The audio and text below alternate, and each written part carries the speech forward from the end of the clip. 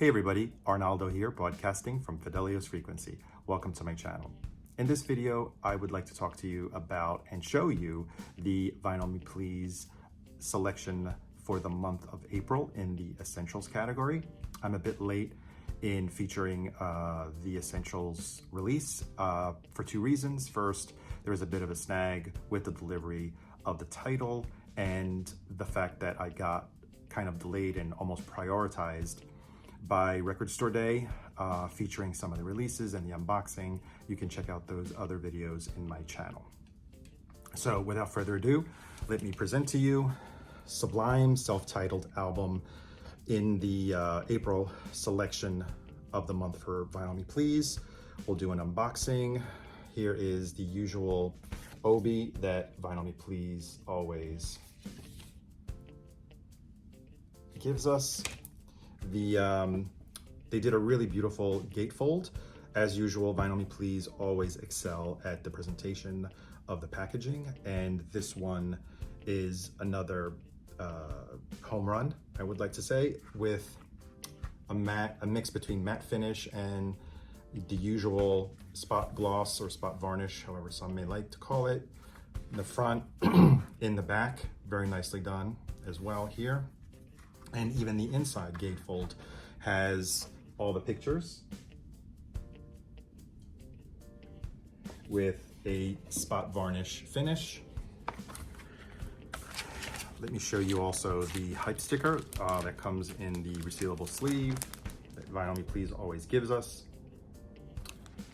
And of course, all the releases come with a book with a essay or article, which tells us a little bit more about the context of the album, the creation of the album.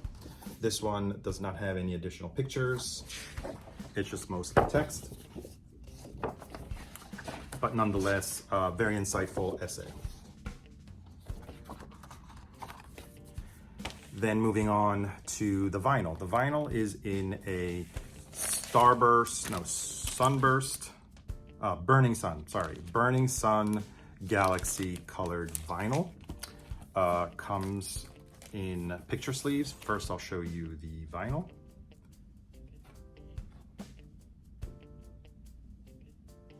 With nice labels.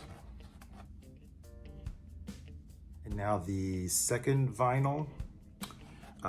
Same color, but slightly different labels.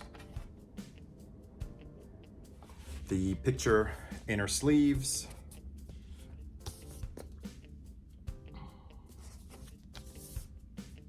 There's Bradley Nowell with his little son, I believe, his baby, and more pictures of Sublime.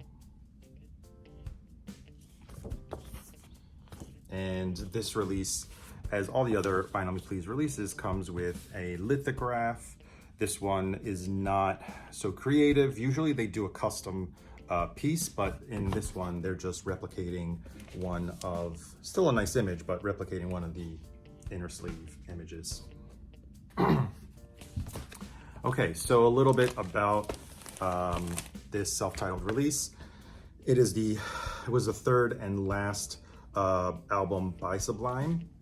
If many of you are familiar with their story, you'll know that the group disbanded after the sudden death of their lead singer, Bradley Nowell, who died of a heroin overdose just 2 months prior to the release of the album. This album was released in '96, initially only on CD. I have that from back in the day, and was not released on vinyl until 2002, and even in that case, it was only on a picture disc and only on a 1-disc set, so some of the songs were excluded from that release, and finally got a 2LP vinyl release in 2008. And that was pretty interesting because it was cut by Kevin Gray. I do not have that copy to compare it to, but this one was cut by Ryan K. Smith, from a mix of analog tapes and high-res transfers, and there are a few songs actually that are a lesser resolution, I believe at 44K 16-bit. Nonetheless, the record sounds pretty good.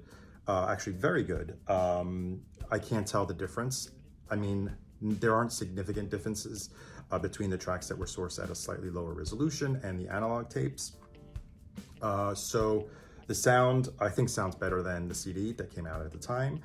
And a little bit about this record, for those of you who don't know, Sublime, they've always featured a mix of punk, ska, reggae, dancehall. On this album, they actually started experimenting with loops and some samples from either hip hop samples or soul samples. The atmosphere of the album is that of a fun, unpretentious atmosphere with some introspective and at times sad lyrics.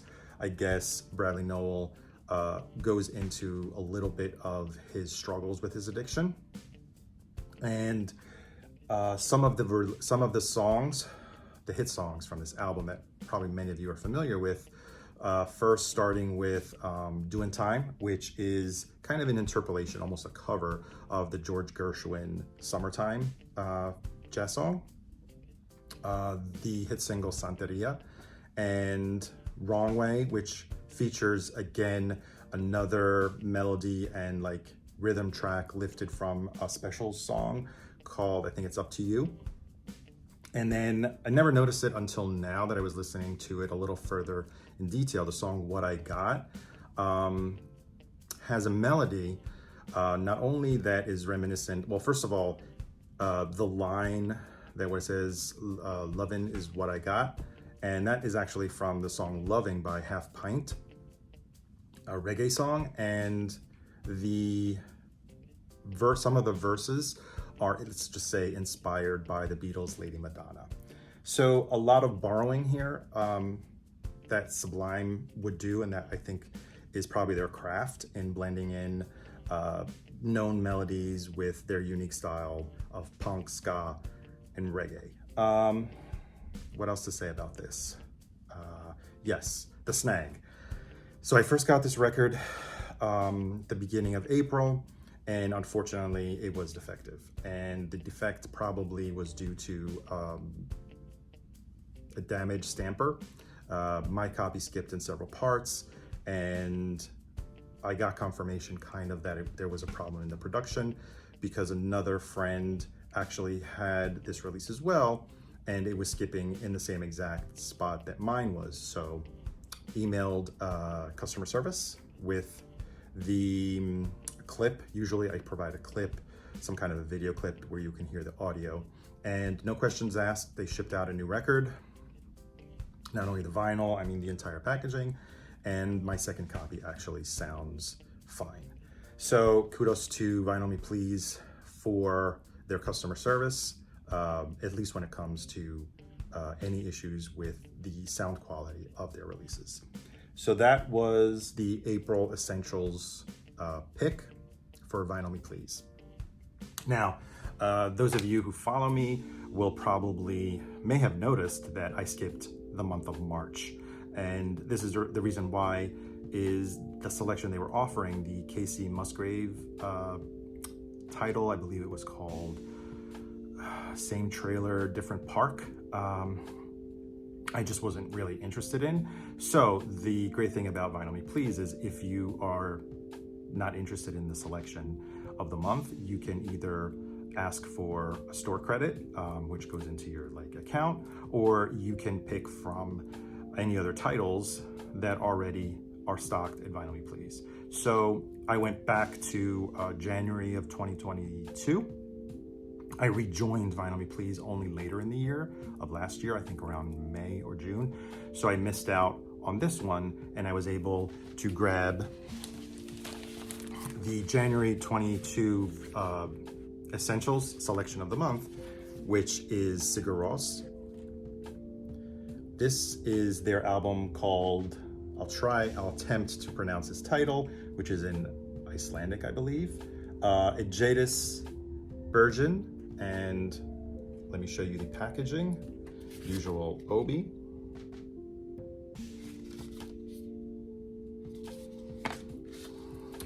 This one, not a lot of frills. This cover doesn't have that many quirky things as the previous one that I just showed you, but it is still beautifully presented in a almost textured blue, entirely blue cover, which replicates the CD version that came out, I believe in 1999.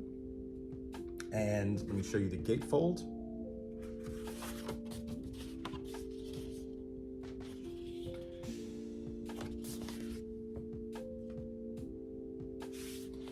I'll show you also the hype sticker.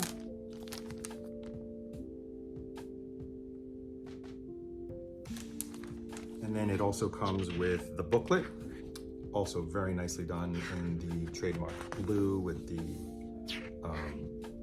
embryo or fetus picture. A really nice essay. This one does have one additional image. I will just show you the image at this point, which is this one.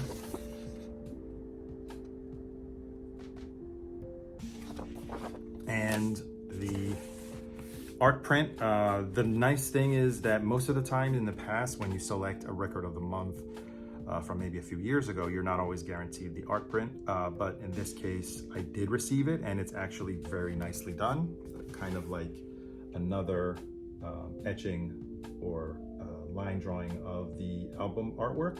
And if you see how, I'm not sure if you could see it, it's kind of raised, and then gave it like almost a matting effect. I'm not sure if it comes out, yes. Anyway, very nicely done in this case as well. And the, I believe it's called Sky Blue vinyl.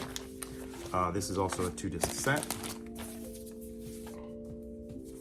And this one did come in polyline sleeves.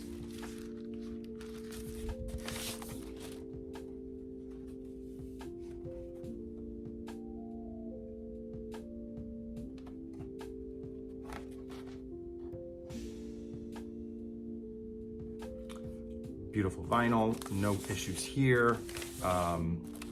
Flat, somewhat silent, I want to say, but no complaints for the most part.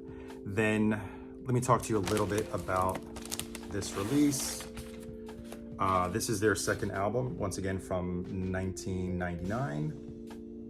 And really, to quote the band, back in the day when they were asked, how do you define your music? I believe the band members said, it would be futile to kind of describe or define our music. So they're not even going to attempt to define it or describe it. They just say that they're inspired by the landscape, which is Iceland. And I can add to that it sounds very ethereal. There are some classical elements, almost chamber instruments. The singer, Jonesy, plays a cello bow guitar and sings in falsetto. There's also a string octet on here, and like I said again, some other chamber elements. The name Agetis Bergen actually means good beginning, and that was inspired by someone who listened to the first track while they were recording and just said, oh, that sounds like a really good start to the record, a really good beginning. So this was my pick for the month of March, which actually goes back to January 2022 selection of the month for the essential categories. So I hope you enjoyed this, and I will see you again in a few weeks when I receive my May selection of the month for Vinyl Me Please. Thanks for watching, and bye.